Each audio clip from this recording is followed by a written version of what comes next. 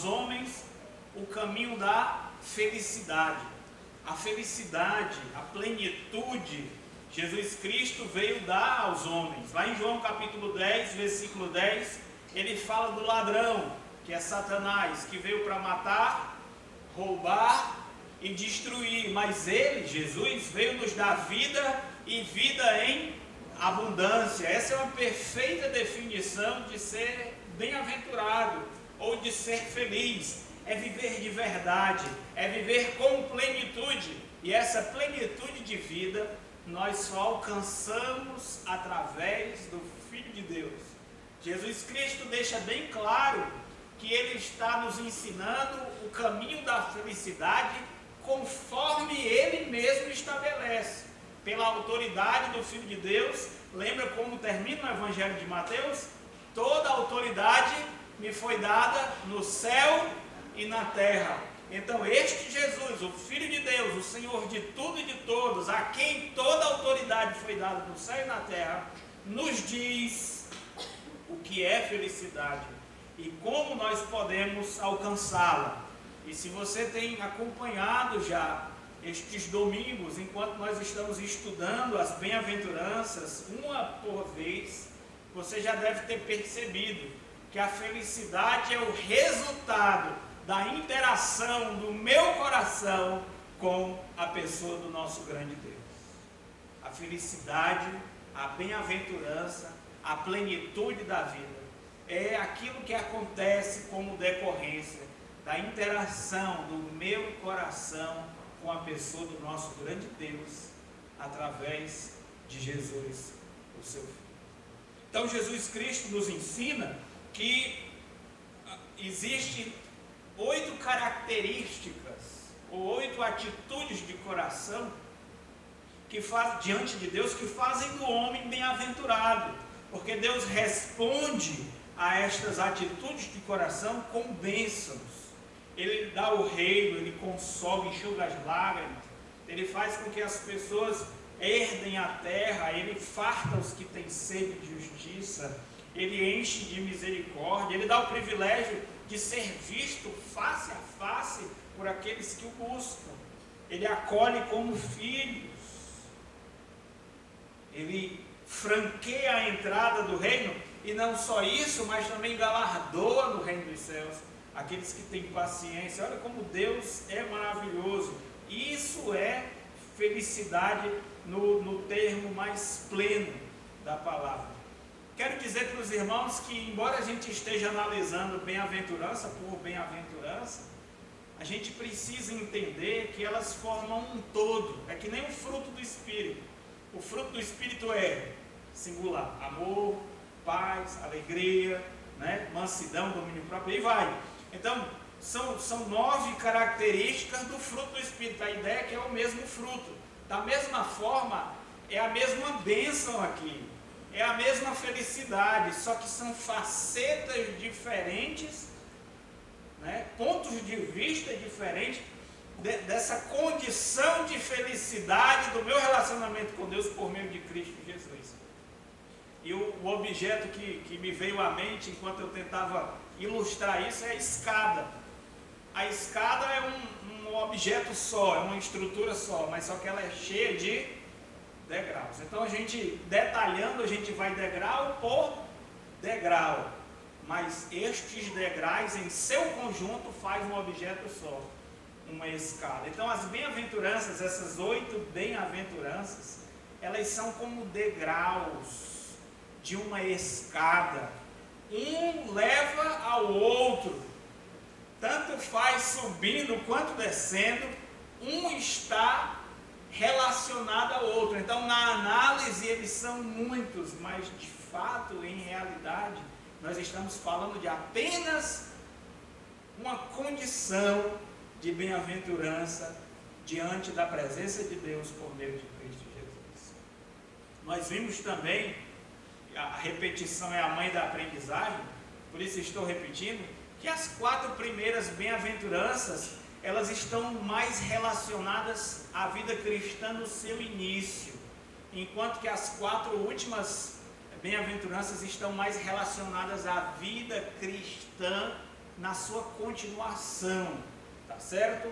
Então vamos lá, só para a gente recapitular, Mateus capítulo 5, do versículo 1 ao 5, porque é no versículo 5 que o nosso sermão de hoje está baseado. É tanta verdade que a gente só está conseguindo avançar um versículo por vez. E vou dizer uma coisa para os irmãos, quando eu termino de pregar, eu sinto uma grande frustração, porque a impressão que eu tenho é que eu não consegui passar aquilo que o texto, a riqueza que o texto tem para nos oferecer. Então, desde já eu peço perdão pela minha limitação, mas vamos que vamos. Mateus capítulo 5, versículo 1 a 5, vendo Jesus as multidões, subiu ao monte e como se assentar, se aproximaram-se os seus discípulos. E ele passou a ensiná-los dizendo, bem-aventurados, ou como são felizes, os humildes de espírito, porque deles é o reino dos céus. Bem-aventurados os que choram, porque serão consolados. Bem-aventurados os mansos, porque herdarão a terra. Vamos parar por aí, vamos fazer uma oração. Ó Deus, pedimos a tua graça, esta é a tua palavra, e precisamos do teu Espírito para desvendar os nossos olhos, vencer as barreiras, as resistências que há em nossos corações. Pedimos que o Senhor nos quebrante, pedimos que o Senhor nos conforme a tua palavra, pedimos que o Senhor nos transforme e que nós possamos experimentar essa plenitude, essa vida abundante, essa bem-aventurança que só o teu Filho pode nos oferecer na tua presença. Essa é a minha oração, em nome de Jesus. Amém. Nós já vimos que a bem-aventurança número 1, bem-aventurados os humildes de espírito, na atualizada, melhor seria traduzido como bem-aventurados os pobres de espírito, como está na revista e corrigida. Então, o que vem a ser isso? Esse passo é o degrau da admissão, do reconhecimento de culpa, de admitir toda a nossa miséria diante de Deus, e o resultado disso é que nós não podemos fazer nada quando nós reconhecemos a nossa miséria espiritual, a não ser bater na porta de Deus e pedir que Ele nos dê a sua graça. E é bem-aventurado quem reconhece que é pecador, quem reconhece a sua profunda pobreza espiritual, porque ao ser levado pela sua necessidade à presença de Deus, voltará com as mãos cheias de bênçãos, das quais a maior é o reino de Deus. O reino de Deus não é conquistado por mérito, é um presente que Deus dá para aqueles que admitem que são pecadores e que precisam desesperadamente da graça de Deus. Como decorrência disso, o próximo degrau dessa escada de felicidade é o quebrantamento. Bem-aventurados os que choram. Olha, se você reconhece que é pecador, o próximo passo é então sentir com todas as suas emoções a realidade do seu pecado. E nós trabalhamos então que existe uma tristeza piedosa que vem de Deus, que nós sofremos e nos angustiamos pelos nossos pecados, não porque os nossos pecados nos fazem sofrer, porque eles nos fazem sofrer. O pecado faz da vida do homem miserável, o pecado nos condena à morte, o pecado atrai maldição, o pecado desorganiza a nossa vida, o pecado nos destrói, e isso já é fonte de sofrimento. Mas esse quebrantamento aqui não é porque a gente está sofrendo as consequências do pecado, é porque pela primeira vez nas nossas vidas, nós entendemos que os nossos pecados ofendem a um Deus que é grande, que é santo e que é amoroso. E nós choramos por isso, porque nós entendemos o quão Deus é grande e quão ofensivos são os nossos pecados para com Deus.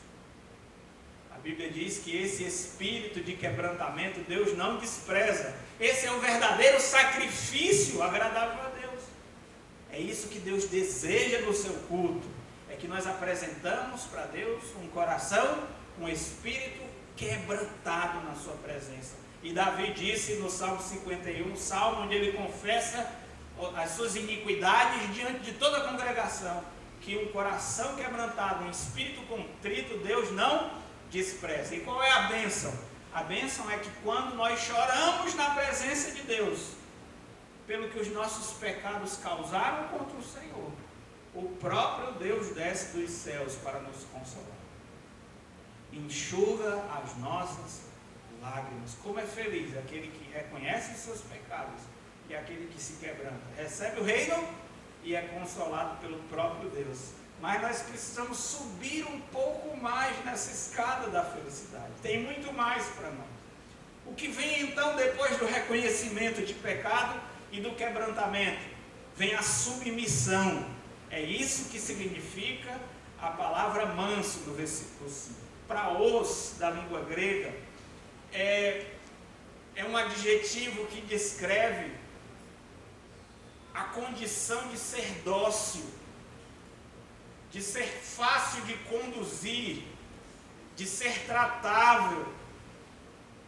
É uma condição que é desejada no reino animal. Se você é um vaqueiro ou um pastor, você não quer cuidar de animais que são bravos, que são selvagens, que são insubmissos. Você quer um animal que seja manso. Quando você compra um bicho aí, né? Eu sei que a gente está longe, a gente vive na cidade e está longe dessa experiência rural, mas quando você compra um jumento, um cavalo, um amor, um touro, uma vaca, não sei, se ela for brava, é só problema. Ela vai chifrar você, ela vai ameaçar as outras, né? E você precisa contratar um profissional para amansar esse bicho. E quando esse animal fica manso, aí sim, aí é só alegria. Mas enquanto ele não amansa, é só problema. Lá em Jeremias capítulo 11, versículo 19, o profeta Jeremias percebe que existe uma conspiração para matá-lo. Ou seja, não é só de agora que as pessoas procuram matar os homens de Deus que falam a verdade. Então Jeremias já passou por isso, né? E Deus revelou para Jeremias: ó Jeremias, estão querendo te pegar, fique esperto. Aí ele diz assim em Jeremias 11, versículo 19: eu era como um manso cordeiro, que é levado ao matadouro, porque eu não sabia que tramavam projetos contra mim. Então, um dos bichos mais mansos que existem são os cordeiros, né? Essa raça de animais é muito interessante, eles não esperneiam, eles são dóceis, eles atendem o pastor, eles são fáceis de ser tratados, eles não dão marradas, né? Não são dados a chifrar, são fáceis de ser conduzidos. Em uma palavra, eles são mansos. Olha só, então a mansidão é a virtude dos animais e que Cristo ensinou que é a virtude dos homens de Deus. Na Bíblia, a palavra mansidão, que é usada para se referir aos animais que permitiram ser domesticados, conduzidos, assenhorados pelo dono, é usada como uma virtude para os seres humanos. Números capítulo 12, versículo 3, fala de Moisés. Moisés, a Bíblia diz que Moisés era um homem muito manso, e é porque ele tinha matado um cabra lá no Egito e passou 40 anos fugindo, tá? Imagine se Moisés não fosse manso, né? Mas eu acho que depois daquele momento ali, Deus foi trabalhando no coração dele, ele se tornou um homem muito manso, ao ponto da irmã dele desrespeitar ele e não falar nada. E Deus ficou chateado porque ele não falou nada. E Deus veio, desceu do céu e castigou a irmã dele, dizendo assim: respeita o teu irmão, que o teu irmão não é qualquer um. Aí a Bíblia justifica a atitude de Moisés, dizendo que ele era um homem muito manso. Não existia na terra uma pessoa mansa como Moisés, ou seja, de fácil trato, humilde, dócil, não dado à violência, nem à vingança. Era um homem que tinha seriedade com Deus, mas era uma pessoa de dócil temperamento. Então, essa virtude, ela é muito desejada nas pessoas que estão debaixo de autoridade. Por exemplo, quem é que não quer um filho manso? Os homens, eles podem ser bravos como os bichos, mas deveriam ser mansos como os melhores tipos de animais. Então, a virtude de um filho é ser manso. A virtude de um filho ou de uma filha é acatar a autoridade do pai e se submeter à vontade do pai com mansidão. É se submeter, e não só se submeter, mas se submeter com boa vontade. Mansidão é a virtude de se submeter com boa vontade. Então, todo pai e toda mãe quer um filho ou uma filha que são mansos. Quando você diz para o seu filho, vai lavar a louça, e ele vai lavar assim, ó, ele está se submetendo, mas ele não está sendo manso. Seria manso se ele dissesse assim, sim, papai. Que alegria lavar a louça. Já ia pedir para o senhor mandar que eu fosse lavar a louça. Aí é mansidão. Olha, eu não tenho nada contra as irmãs, tá? Mas na Bíblia tem um mandamento que diz que as mulheres devem ser mansas. Por que será? Vamos lá? Hebreus capítulo 1 Pedro capítulo 3, versículo 7. Né? Os escravos, né, devem obedecer aos seus senhores em tudo. A palavra mansidão não aparece nas exortações apostólicas de Colossenses e de Éfeso, mas o conceito pode ser visto, a ideia de que os escravos cristãos eles devem ser tratáveis, dóceis, e se os seus senhores forem seus irmãos em Cristo, eles devem ainda acatar a autoridade deles e se submeter a eles no Senhor com uma docilidade ainda maior. E em 1 Pedro capítulo 3, versículo 7 diz, esse versículo aqui muitos maridos vão guardar e vão fazer o devocional amanhã. 1 Pedro 3, versículo 7 diz assim, 7 não, gente, perdão, me perdi aqui, 4. Seja, porém, vamos lá, o versículo 3 e 4. 1 Pedro 3, versículo 3 e 4. Não seja o adorno da esposa que é exterior, como frisado de cabelos, adereços de ouro, aparato de vestuário, seja, porém, o homem interior do coração, unido ao incorruptível traje de um espírito o quê? Manso e tranquilo, que é de grande valor diante de Deus. Então essa é uma virtude recomendada para todos. Para as irmãs não ficarem chateadas, a Bíblia diz que o pastor também não deve ser, os líderes não devem ser irascíveis, violentos, briguentos, mas cordatos, inimigos de contendas. Diz que a gente deve disciplinar com mansidão os que se opõem, ou seja, a mansidão é uma virtude que cabe para todas as pessoas, é desejável em todo ser humano.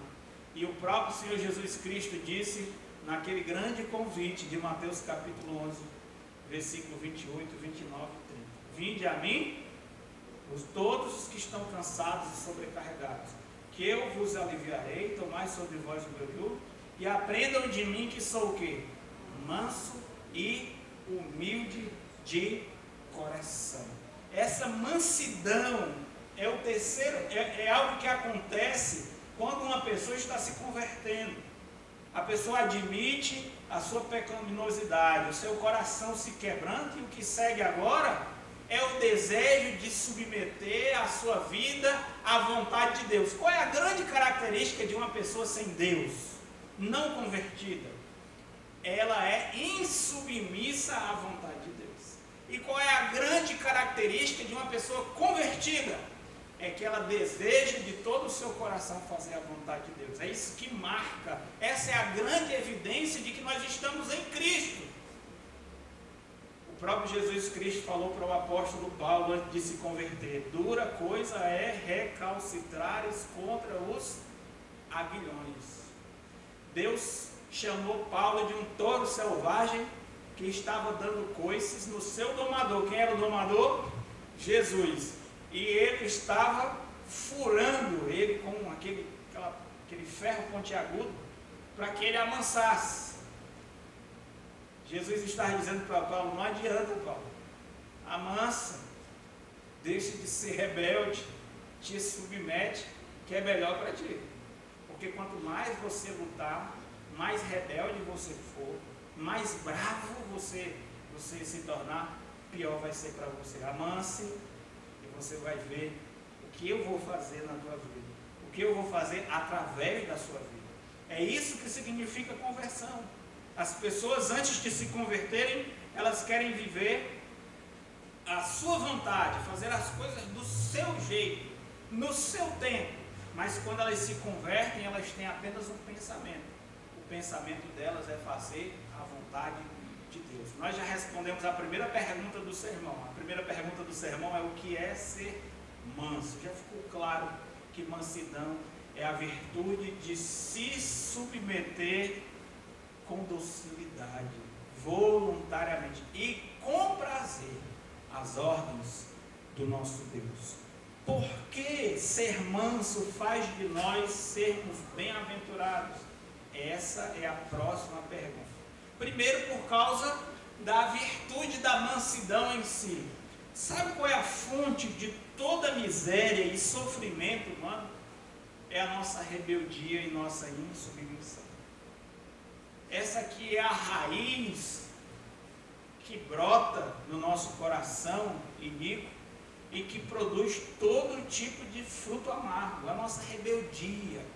O pecado é definido em 1 João, capítulo 3, versículo 4, como transgressão da lei. O pecado, todo aquele que pratica o pecado também transgride a lei, porque o pecado é a transgressão da lei. Se você quer uma definição bíblica de pecado, 1 João, capítulo 3, versículo 4. Então, o que é transgredir? É você se rebelar contra um limite. É extrapolar um limite que Deus nos colocou. É quebrar um princípio. É violar uma lei. Transgredir. E só transgride aquele que é rebelde. Aquele que não é manso. Uma pessoa mansa faz o quê? Se submete. Uma pessoa rebelde faz o quê? Transgride. É isso que significa pecar. É não ser manso, é ser insubmisso. E é essa a fonte de todos os nossos problemas. Se fala muito de autonomia como uma fonte de realização, né? Ora, nós precisamos buscar autonomia e assim nós vamos conquistar a autorrealização. Na verdade, a autonomia é um auto-engano. A autonomia, ela ensina que a vida é sobre nós. Uma pessoa autônoma, ela diz assim: a vida é sobre mim. E o que é ser satisfeito, ser pleno? É fazer o que eu quero, realizar os meus desejos. É isso que é ser feliz, é isso que é ser satisfeito, é isso que é ser pleno. Então, o que é justo? O justo é quando a minha vontade acontece. E o que é injusto? É quando os meus sonhos, os meus desejos, as minhas vontades não se realizam, se concretizam. Quem são os meus amigos? Os meus amigos são todas as pessoas que ajudam-me a realizar os meus objetivos. E quem são os meus inimigos? É todo mundo que cruza o meu caminho e que me impede de fazer aquilo que eu quero. Sabe como é que eu chamo disso? De inferno. Essa autonomia, ou seja, o autogoverno, ou seja, a sua vontade, a sua própria lei. Isso chama-se inferno. Já pensou num quartel onde todo mundo manda? Todo soldado, já pensou? Tem que ter alguém que manda no pedaço, senão vira uma anarquia. Já pensou? Como é a casa? Como é que fica a casa quando o homem e a mulher querem que a vontade deles prevaleça? Às vezes dentro da casa é só o casal, é só o homem e a mulher. Mas é um inferno. Por quê? Porque todo mundo ali quer que o lar gire em torno de si mesmo. Isso chama-se síndrome de Lúcifer. Porque o primeiro cara que quis viver assim foi o diabo. E olha o que deu. Foi uma criatura que disse: não, eu não aceito ser governado pelo Criador. Ora, mas se você é criatura, essa é a condição da sua natureza, querido. Não tem como ser diferente. Só existe um Criador e o resto é tudo criação. E se Ele é o único Criador, Ele é o único que é o dono e que tem toda a autoridade. Ele tem direito pleno sobre as nossas vidas. Ele é soberano. Ele tem o domínio. Ele tem o direito de exigir. E nós temos o dever de obedecer. Inclusive, Salomão disse que essa é a sabedoria. Vamos lá para Eclesiastes capítulo 12.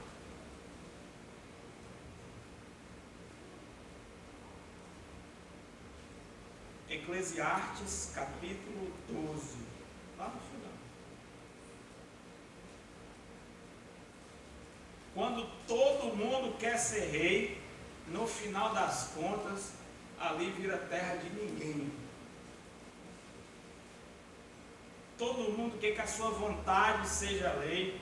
Houve uma época no meio do povo de Israel em que cada um fazia o que achava mais reto aos seus olhos. Que época foi essa? O período dos juízos. Foi a melhor época do povo de Israel? Foi a pior época do povo de Deus, a era mais obscura. As coisas mais horríveis aconteceram naquele período, quando cada um faz aquilo que acha mais reto. Nós não temos condição de sermos ponto de referência para nós mesmos. A nossa vontade não pode ser a lei do universo. Para de rezar, seja feita a minha vontade, e aprende a orar como Jesus ensinou, seja feita a tua vontade, ó Deus, assim na terra como nos céus. Qual é o dever do homem por ser criatura? Eclesiastes capítulo 12, versículo 13 e 14. De tudo que se tem ouvido a suma é: teme a Deus e guarda os seus mandamentos. Por quê? Porque isto é dever de todo homem. Se você foi criado por Deus, então, sinto muito me dizer, a sua obrigação é fazer a vontade de Deus. A lei de Deus, a lei da sua vida, não é a sua vontade, é a lei do Criador.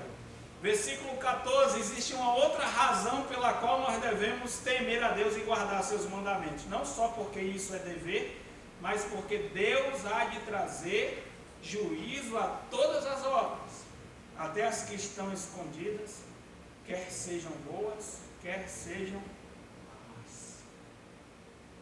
Quando a gente faz tudo o que quer, do jeito que quer, na hora que quer, isso se chama autonomia,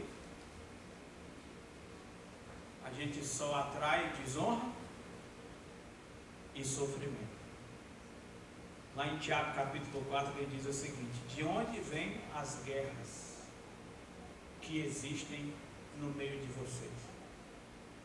Senão dos desejos que existem dentro dos seus corações. Vou explicar como é que começa a guerra. Eu quero uma coisa, a outra pessoa quer outra. Certo? Conflito de interesses. Palavra bonita para egoísmo. Um quer uma coisa, o outro quer outra. Conflito de interesse. Muito bem. Aí vem as relações diplomáticas. Vamos entrar em acordo. Nem o que eu quero, nem o que tu quer, etc. Aí diz assim, não, ou vai ser do meu jeito ou nada. Aí o outro depois, ou vai ser do meu jeito ou nada. Aí começa o quê? Terceira Guerra Mundial, meu amigo. Todas as guerras e conflitos e sofrimentos que existem entre dois ou mais seres humanos, seja como indivíduos ou como coletividade, surgem desse conflito de interesses baseado nessa síndrome de Lúcifer, a nossa autonomia. Eu quero o que eu quero, do jeito que eu quero, na hora que eu quero. E se você me ajuda a conquistar o que eu quero, então você é meu amigo e nós vamos viver felizes para sempre juntos. Agora, se você cruza no meu caminho, você é o meu inimigo e você precisa morrer, senão os meus sonhos não vão se realizar. Simples assim. Mas essa é a anatomia de todos os conflitos. O eu falando alto dentro do coração. O homem não foi feito para ser autônomo.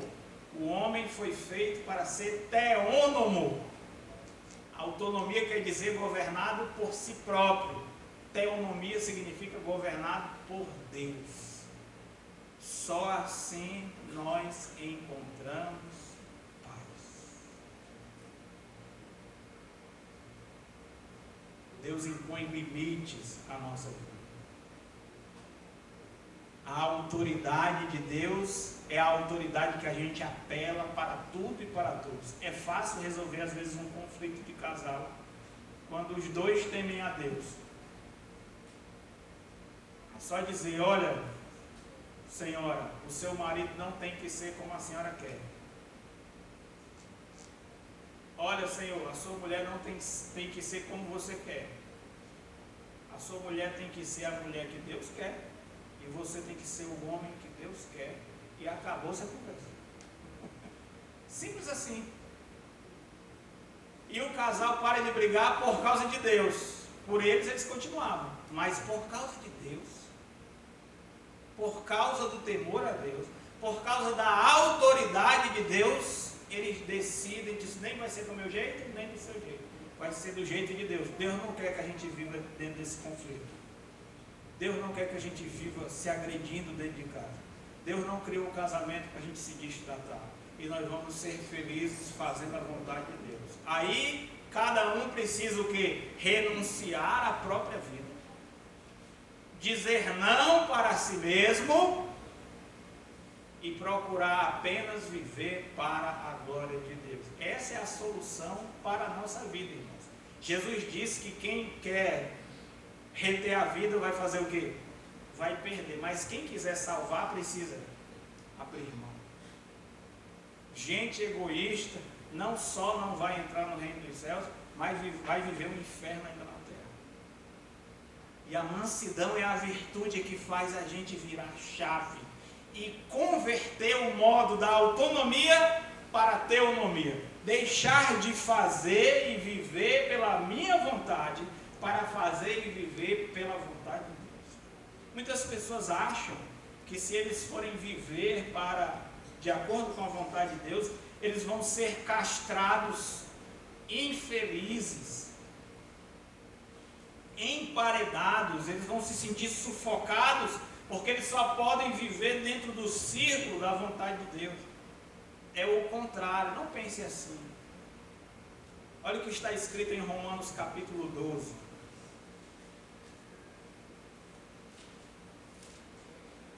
Romanos capítulo 12, a partir do versículo 1, nós lemos Eclesiastes capítulo 12, e agora Romanos capítulo 12, versículo 1 e 2. Rogo-vos, pois, irmãos, pelas misericórdias de Deus, que apresenteis o vosso corpo por sacrifício vivo, santo e agradável a Deus, que é o vosso culto racional. E não vos conformeis com este século, mas transformai-vos pela renovação da vossa mente, para que experimenteis, e aí vocês vão ver as 3 palavrinhas só, que qualificam a vontade de Deus, para que experimenteis qual seja boa, agradável e perfeita vontade de Deus. A vontade do homem nem sempre é boa, perfeita jamais. Ela é perfeita e agradável também fica na dúvida. Mas a vontade de Deus é sempre boa, é sempre perfeita e agradável. Vale a pena a gente abrir mão da nossa vontade para viver a vontade de Deus. Na verdade, nós estamos atendendo, indo de encontro aos nossos melhores interesses. Porque nós vamos experimentar aquilo que é bom, aquilo que é perfeito e agradável. Fora do círculo da vontade de Deus, só existe destruição e miséria. Dentro da vontade de Deus, só existe aquilo que é bom, perfeito e agradável. Se você é manso, você vai viver dentro desse círculo da vontade de Deus, dentro desse cercado, onde Deus pode cuidar e pastorear a sua vida. E se o Senhor é o nosso pastor, nada nos faltará. Agora, se você quiser viver longe destes limites, ou fora desses limites, extrapolando estes limites, depois não reclama. Depois não reclama. Quando a gente quer assumir o controle da nossa vida, sozinhos por nós mesmos, sempre no final das contas a gente termina descontrolados. Porque nós não temos essa capacidade. Nós não temos a capacidade de nos autogovernar. Então, autocontrole é o caminho para o descontrole. Agora, quando você dá o controle da sua vida para Deus, aí você vai experimentar o que é autocontrole. Domínio próprio é um fruto do Espírito Santo. Deus habitando em ti vai mostrar os caminhos da sua vontade. E você vai ter a experiência de como é bom servir o Senhor, de viver debaixo do seu jugo, de ser cuidado pelo próprio Deus. Nós já respondemos 2 perguntas: o que é ser manso e por que é bem-aventurado aquele que é manso. A primeira parte da pergunta, por que é bem-aventurado aquele que é manso? Por causa da própria mansidão em si. A mansidão vira a chave entre aquilo que a gente chama de autonomia, que é a porta do inferno da existência, para a teonomia, que é a porta do céu. O céu acontece aqui e agora, quando eu deponho as armas e me submeto a Deus. Viver fora da vontade de Deus é a pior maldição que a gente pode experimentar. Viver dentro da vontade de Deus é o maior presente que nós possuímos. E mesmo antes de chegar nos céus, nós já desfrutamos do céu na terra. Mais na frente, Jesus Cristo vai ensinar a gente a orar o seguinte: seja feita a vossa vontade, assim na terra como nos céus. Por que o céu é o céu? Porque lá é o lugar onde a vontade de Deus é feita. Quando a gente vive dentro da vontade de Deus, a gente experimenta o céu quando a gente ainda está na terra. Você não precisa esperar chegar no céu, morrer para chegar no céu, para começar a desfrutar das bênçãos do Senhor, que Ele tem preparado para aqueles que o amam antes da fundação do mundo. Se nós agora, nesse momento, submetermos o nosso coração à vontade de Deus, a gente já vai começar a experimentar o céu na terra. Porque o céu é o lugar onde a vontade de Deus é feita. E quando isso acontece no nosso coração, o reino de Deus já está dentro de nós. Além disso, Jesus Cristo promete que aqueles que são mansos herdarão o quê? A terra. Vocês lembram da primeira tentação? Quando Deus criou o homem, o colocou, fez o homem perfeito, colocou num lugar perfeito, lhe deu uma companheira perfeita e um destino perfeito. Qual era o destino do homem? Viver na presença de Deus. Desfrutar da sua face, poder servi-lo e ver aquele ser perfeito, poderoso e desfrutar de um relacionamento com Deus, conhecendo e fazendo a sua vontade. Essa é a grande felicidade humana. Só que Satanás se introduz naquele jardim sorrateiramente e induz o homem a pensar que se ele viver fora da vontade de Deus, ele vai ser mais feliz. Se ele deixar de ser criatura, o que não é possível do ponto de vista da realidade, mas tentar se colocar na posição do Criador como o rei da sua vida, ele ia ser como Deus, conhecendo o bem e o mal. Aí Adão, e Eva disse: poxa, ser criatura de Deus é bom, não é ruim não. Olha o jardim, imagem e semelhança, tudo perfeito. Mas será que se eu comer dessa árvore, eu vou ser como Deus? Olha a grande tentação. O que Satanás está dizendo? Assume o controle da tua vida. Para de deixar Deus ficar dizendo o que tu tem ou o que tu não tem que fazer. Você nasceu para algo maior do que isso. Corre atrás dos teus sonhos, vai fazer aquilo que você quer. Olha, mas Deus disse que se a gente fizer assim, a gente vai se dar mal, a gente vai morrer. Aí o diabo disse, é certo que vocês não vão morrer. Essa é a mentira mais descarada que o diabo contou. E o pior de tudo, gente, até hoje as pessoas acreditam nessa bobagem. De todo o coração. Todo mundo sabe que o crime não compensa. É ou não é verdade? Todo mundo sabe que o pecado não vale a pena. Todo mundo sabe que por cada ato de transgressão que nós plantamos na vida, nós vamos colher muita destruição e miséria. Mas mesmo assim, a gente faz.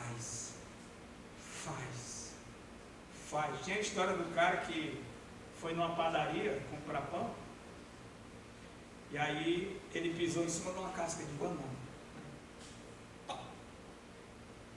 Deu um mortal assim, pisou na casca de banana, deu um mortal. Meu Deus, tinha uma casca de banana.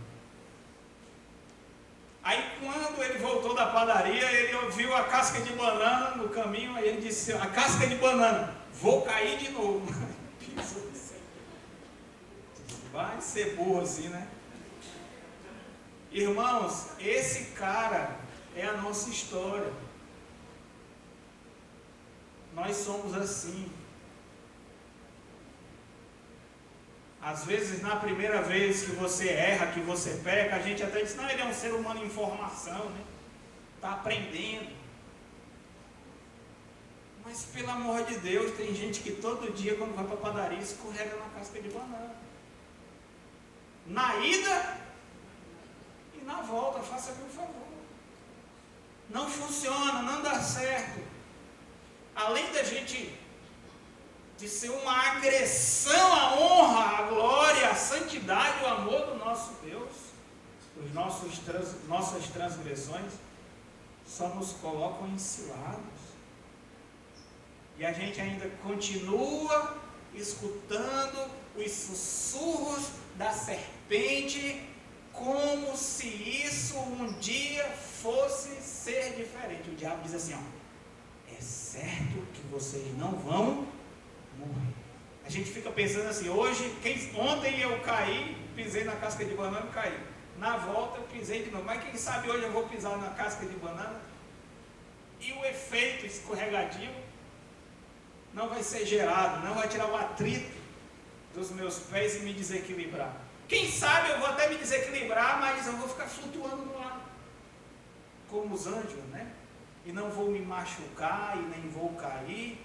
É o 171 que o diabo deu ali para Adão e Eva, foi a primeira incidência desse crime, né, de estelionatário. E até hoje as pessoas caem nesse conto.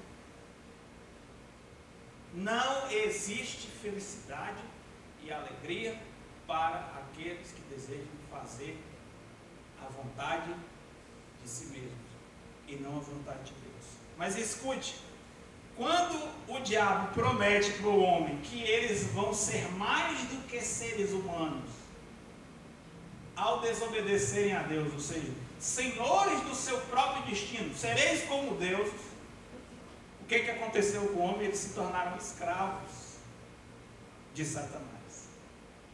E eles perderam o domínio daquilo que Deus colocou debaixo dos pés de Adão. Deus deu domínio para Adão sobre os peixes do mar, as aves do céu, os animais da terra. Adão era o rei do mundo, só que o rei de Adão era Deus. Deus está dizendo assim, Adão, você vai reinar comigo. Você nasceu para ser rei, meu filho. Só que é o seguinte, contente-se em ser rei, desde que eu seja rei sobre você. Só que ele diz, não, eu quero ser rei só se eu for rei dos reis e senhor dos senhores. Com essa ideia na cabeça, Adão e Eva caem em transgressão e eles passam o reino do mundo para Satanás. O próprio Jesus Cristo reconhece que a terra hoje virou a esfera de domínio de Satanás. 2 vezes no Evangelho de João, Jesus Cristo chama Satanás de o príncipe deste mundo. E o evangelista João, em 1 João capítulo 5, diz que o mundo jaz no maligno. E Satanás ofereceu a Jesus na tentação no deserto o quê? Todos os reinos do mundo, a sua glória e o seu poder. E Jesus não disse assim, não é seu para você me oferecer? Jesus poderia muito bem ter desmascarado Satanás e disse, quem tu é, diabo? Né? Para me oferecer o que não é teu. Realmente, quando Adão decide fazer a vontade do diabo e não a de Deus, ele entrega para Satanás o domínio deste mundo. Só que para isso se manifestou o Filho de Deus, para destruir as obras do diabo. E uma das promessas do livro de Apocalipse é que quando Jesus Cristo voltar, o reino deste mundo se tornou o do Senhor e o do seu Cristo, e ele reinará pelos séculos dos séculos. Faltou uma coisa. Amém. Bora lá, gente. Amém. Jesus Cristo pegou a terra de volta, meu querido e minha querida. E serão herdeiros da terra que Adão e Eva perderam pela sua autonomia. Aqueles que colocarem o seu coração de volta no devido lugar na esfera da existência. E que lugar é esse? É um lugar de submissão. Meu coração é o trono onde o Senhor Jesus Cristo se assenta e reina. São estas pessoas, são estes homens e mulheres que retiram o eu e colocam Cristo assentado no trono do coração, que receberão a terra por herança. Amém? A terceira pergunta que eu quero responder para a gente concluir o sermão é como ser manso de coração. Como cultivar isso? Primeiro, a partir das outras bem-aventuranças. Lembra? Um degrau leva ao outro. É através do cultivar a pobreza de espírito, o reconhecimento dos nossos pecados. É através de cultivar o quebrantamento que a mansidão vai surgindo no nosso coração. Essa aceitação à vontade de Deus. Agora, Jesus Cristo nos convida a ir até Ele. Abra comigo em Mateus capítulo 11, para aprendermos a ser mansos. Esse texto é fantástico. Eu já li esse texto centenas, talvez milhares de vezes. Uma vez, inclusive, eu fiz um folheto desse texto, quando nós estivemos em São Paulo, na cidade de Guaíra, como missionários. Eu fiz um folheto baseado nesse convite, mas incrível como a palavra de Deus se renova. E ultimamente eu tenho visto coisas nesse texto que eu nunca tinha visto. Vamos ler mais uma vez Mateus capítulo 11, versículo 28 a 30. Vinde a mim todos os que estáis cansados e sobrecarregados, e eu vos aliviarei. Tomai sobre vós o meu jugo e aprendei de mim, porque sou manso e humilde de coração, e achareis descanso para a vossa alma, porque o meu jugo é suave e o meu fardo é leve. Como ser manso? Só existe uma forma da gente ser manso, desenvolver a mansidão, é ir até Cristo e aprender dele. Esse convite para nós irmos até Ele já é um caminho para a gente desenvolver a mansidão. Ora, a insubmissão é exatamente a decisão de viver longe de Deus, de viver uma vida autônoma, independente, sem levar a vontade de Deus em consideração. E o que Jesus Cristo veio fazer na terra? Ele veio nos trazer de volta. Deus estava em Cristo, disse o apóstolo Paulo, reconciliando consigo o mundo, 2 Coríntios 5,19. Jesus Cristo veio então dizer assim: vem cá, depõe as armas, pare de ser rebelde e vem. Porque é a nossa atitude de viver isolados de Deus que é a nossa grande miséria, que provoca o nosso grande fardo de alma, que faz a gente viver o inferno antes de chegar lá. As pessoas dizem: o inferno é aqui. Também tem um inferno lá, um castigo eterno, mas quem vive longe de Deus, sem levar em consideração a sua vontade, já vive o inferno na terra antes de chegar lá. E Jesus Cristo diz assim: para com isso, vem cá, volta. Então a cura para o nosso fardo de alma, a gente começa a amansar quando a gente escuta a voz do nosso dono e do nosso possuidor. Uma vez Deus ironizou o povo de Israel dizendo: o boi conhece o seu dono, o jumento conhece a voz do seu possuidor, mas o meu povo não me conhece.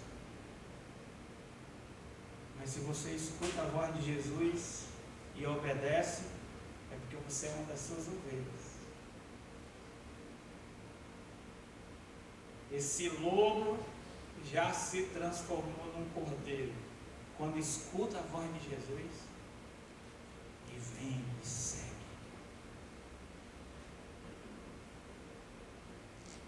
Nossa cura começa em deixar de viver longe para começar a viver perto, de parar de fugir para longe de Deus para correr em sua direção. Atender esse convite já é o início da nossa cura. Jesus nos chama para vir e para aprender. Por que a gente precisa aprender? Porque nós somos ignorantes. A gente não sabe das coisas. Só sei que nada sei, disse o grande filósofo. Quanto mais a gente conhece, mais nós percebemos a nossa ignorância. E as pessoas que acham que sabem de tudo, que sabem como viver, que são grandinhos o suficiente para fazerem as suas próprias escolhas. Eu não peço conselho de ninguém. Você conhece esse tipo de gente? Essas pessoas que sabem de tudo. Coitado destas pessoas. Elas carregam dentro das suas almas um grande fardo. Mas Jesus Cristo diz: vem cá vocês também, ignorantes. Aprendam. Sentem e aprendam. Aprendam de mim. Aprendam com os meus ensinos. Olha, tudo aquilo que a gente esteve fazendo nesses minutos juntos foi ministrando a palavra de Cristo para que o Espírito Santo use essas verdades para produzir isso na vida de vocês. Aprendam de mim.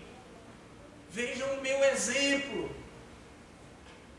Quando a gente gosta de uma pessoa, a gente quer imitar, não é? Quando você admira alguém, você deseja imitar ela. Os garotos gostam de imitar os craques de futebol, né? Às vezes você gosta tem gente que gosta tanto de um artista, de um cantor, que ele se veste, né? Compra as mesmas roupas, os óculos, modula a voz para ficar parecido com o seu ídolo, né? Canta as músicas, procura conhecer tudo, e aí ele vira um sósia. Ele gosta tanto daquela pessoa, admira tanto, que ele deseja imitar, e ele acaba realmente se tornando parecido com essa pessoa que ele tanto admira. A vida cristã é assim também. Quando a gente abre a palavra e a gente escuta os ensinos de Jesus, a gente se apaixona pelo Mestre. A gente admira a sua grandeza, a sua virtude, a mansidão de Jesus esboçada na sua vida, a paciência nos sofrimentos, a capacidade de Jesus, na hora mais escura da sua vida, dizer para Deus: não seja feita a minha vontade, e sim a tua. Isso é mansidão, irmãos. E quando a gente olha para o nosso mestre, rasgando o coração assim, a gente admira e a gente diz, poxa, eu quero ser que nem ele. É um bom começo, viu? A gente admira tanto, a gente se apaixona tanto por Jesus, que a gente quer imitar. Só que a gente tem algo a mais, a gente tem o poder do Espírito Santo. O Espírito Santo, ele vai trabalhando na nossa vida e fazendo com que nós, de glória em glória, possamos refletir mais e mais a face de Cristo na nossa vida. E ele usa o sofrimento, as situações, as angústias, para produzir essa semelhança de Cristo. Dizem que um homem estava derretendo prata, um ourives. Ele ia fazer uma joia de prata. Então ele pegou pedaços de prata e começou a derreter. E a pessoa que estava observando percebeu que aquilo já estava derretido, mas ainda estava no fogo. E ele perguntou, até quando isso fica no fogo? Ele disse, até que toda a escória evapore. Eu vou tirando essa... Você está vendo essas manchinhas aqui por cima? Eu vou tirando aqui com essa colher. E precisa então pegar bastante fogo, passar bastante tempo no fogo. Algumas das escórias evaporam, outras ficam na superfície, eu vou tirando. E como é que o senhor sabe que a prata está pura? É fácil, é só você olhar e quando você vê o seu reflexo na superfície, é porque ela já atingiu o grau de pureza necessário. Deus, ele vai trabalhando na nossa vida.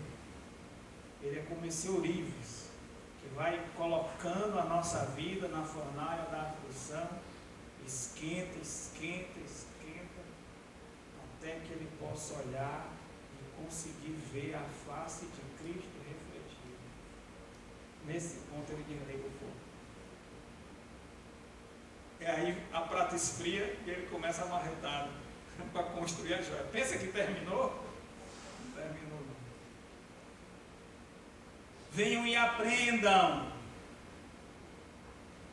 porque sou manso e humilde de coração. E nós precisamos abdicar do nosso orgulho. É o nosso orgulho que faz andar longe de Cristo.